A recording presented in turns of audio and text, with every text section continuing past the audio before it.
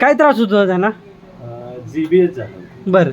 मग त्या GBSमुळं ते म्हणजे नसा कमकुवत झाल्या होत्या. हं. मग त्या नसा कमकुवत झाल्यामुळं त्या मग डॉक्टरांच्याकडे गेलो. डॉक्टरांनी तिथं ट्रीटमेंट केलं आणि नंतर फिजिओथेरपीसाठी आलो.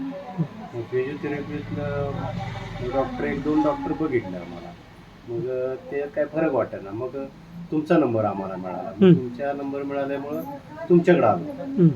मग त्याला काय त्रास व्हायचा असं चालताना हे ते? चालताना असं ते पाय दुखायचं, मांडीत दुखायचं, गोळं पायाला यायचं, हं.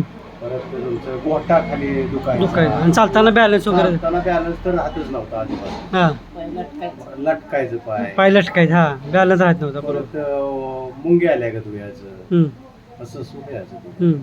मग ते आता ते म्हणजे तुमच्याकडे आल्यापासून ते आता कमी झालं. बरं, म्हणजे आता ही आता आपली किती बार असेल? आता सातवा हेल्पट असेल. असं 7 वेळा मसाज आपलं झालंय. हो.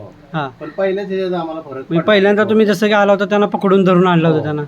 आता म्हणजे त्यांना चालताना हो, त्रास? तिला आता ते या पद्धतीने चालता येते, घरातलं काम करता येते, हां. व्यवस्थित अगदी चालू आहे. हां. आणि त्यांना मग आपण औषध वगैरे काय दिलं होतं का त्यांना?